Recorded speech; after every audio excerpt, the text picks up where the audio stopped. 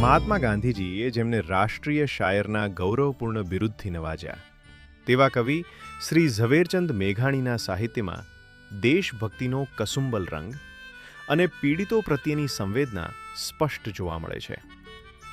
તેમણે રચેલા શૌર્ય ગીતોએ આઝાદીની લડતમાં નવયુવાનોમાં અદ્ભુત ઉત્સાહ અને નવચેતનાનો સંચાર કર્યો હતો, જેના કારણે સત્યાગ્રહીઓ હસતા મુખે દેશ કાજે જેલમાં જવા પણ તૈયાર રહેતા.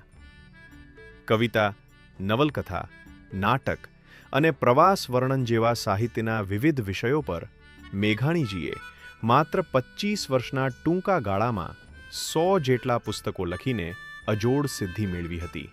તેમણે આપેલા સાહિત્યિક વારસામાં સૌરાષ્ટ્રની રસધાર અને સોરઠી બહારવટિયા જેવા પુસ્તકો મોખરે છે, જે આપણી લોકપ્રિય શૌર્ય કથાઓને જીવંત રાખે છે. ઝવેરચંદ મેઘાણી એટલે બહુમુખી પ્રતિભા ધરાવતા લોકપ્રિય સાહિત્યકાર, સ્વાતંત્ર્ય સેનાની અને નીડર પત્રકાર.